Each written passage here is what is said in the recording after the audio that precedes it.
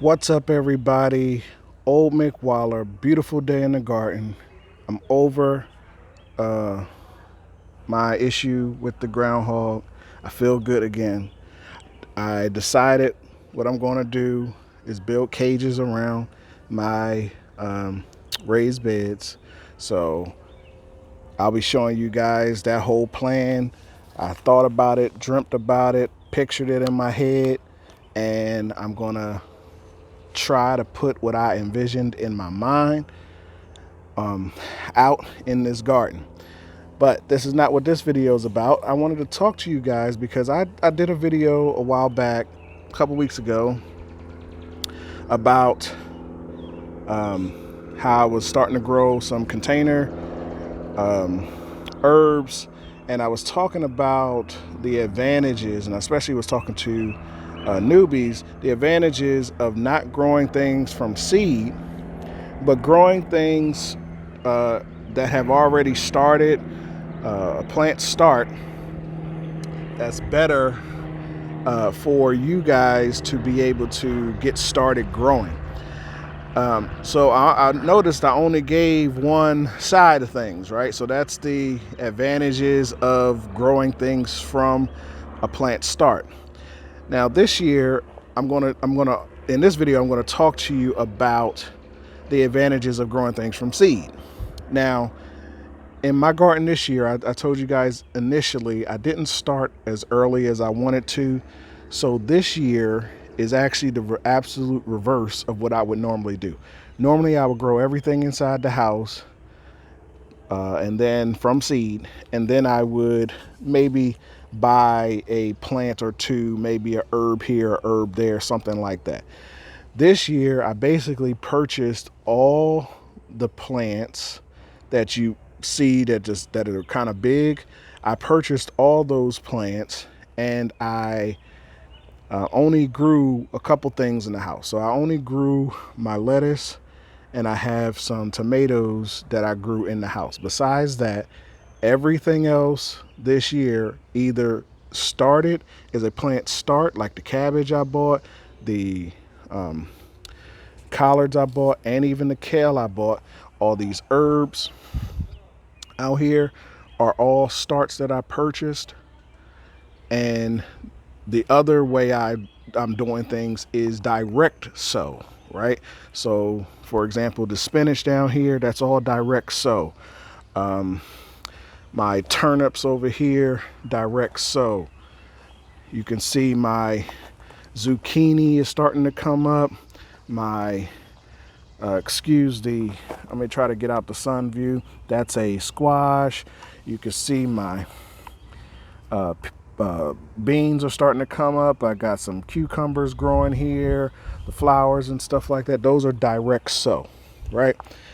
But most of the other things that you see like is seed. I bought as a start. Now let me give you the advantages of starting something from seed.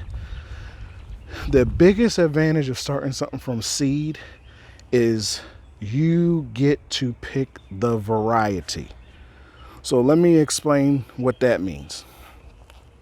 This bed here, for the last 3 growing seasons, I have been growing collards in this bed here.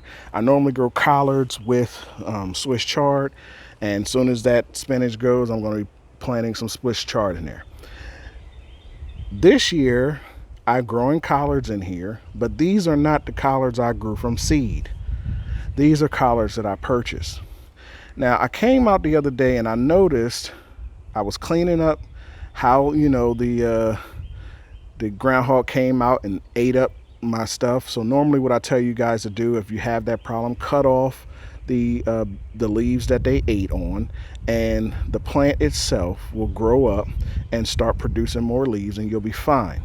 That's what's happening over here already. You can see my kale is already getting bigger. Already. I cut it off, cut it down real low, watered it, fertilized it, and now it's starting to grow back, right? I did the same thing with the collards, but I started realizing when I cut the collards down that they were growing tall. Now, all the gardeners know what this means. That means my collards are starting to bolt. B-O-L-T, newbies. That's a word for you in gardening. Bolting is when the plant is deciding that it's going to die, it's out of season, so it's going to start growing upwards into a flower so that the flower can produce seeds. And so those seeds can reproduce itself so that the plant can sustain itself for future generations. That's what's going on, right? And so if you look here, my collards are starting to bolt. So all of my collards are now growing. Instead of growing into like the fat bushy, they're all starting to grow long stalks up.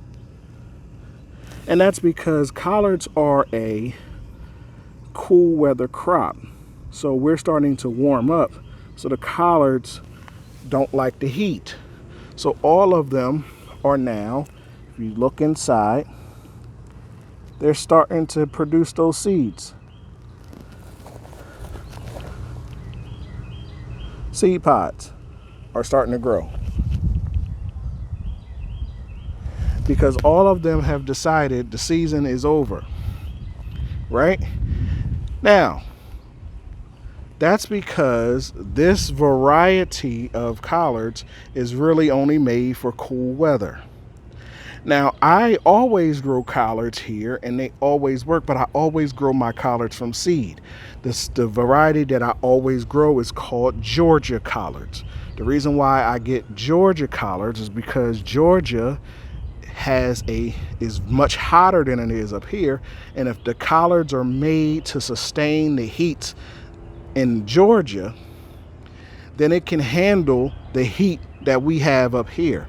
And so my collards, along with my kale, normally last through my summer, all the way into the fall, all the way until we get a hard snow up here. But because I am using a variety that I have no idea, right? When you go into the stores to pick them up, most times they just say collards. I have no idea what variety these are. These collards are done.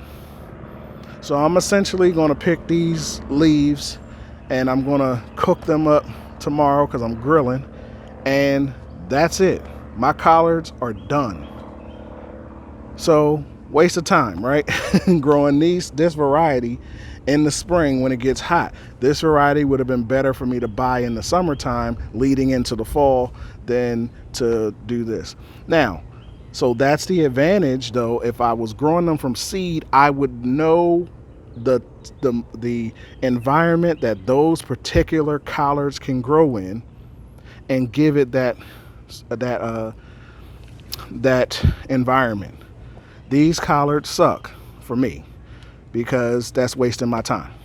So what I now have to do is inside the house, I have to start me some Georgia collards.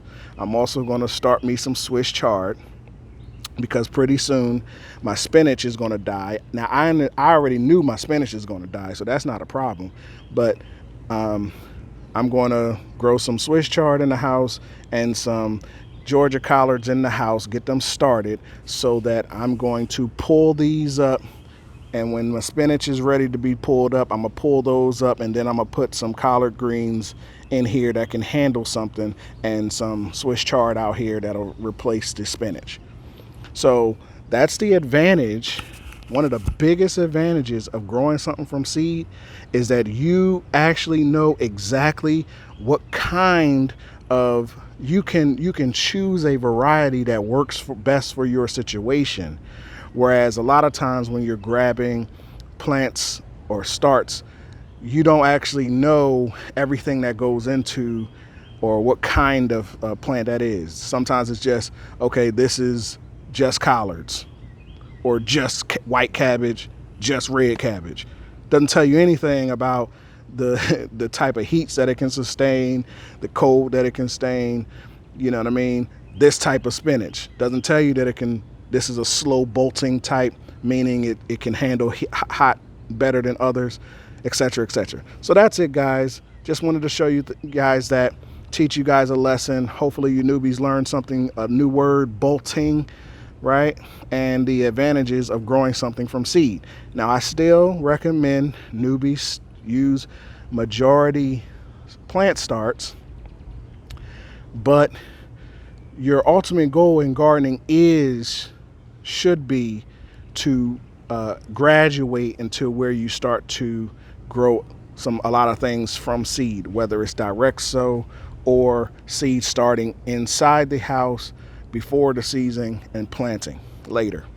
All right, people, hopefully this is a good lesson for you.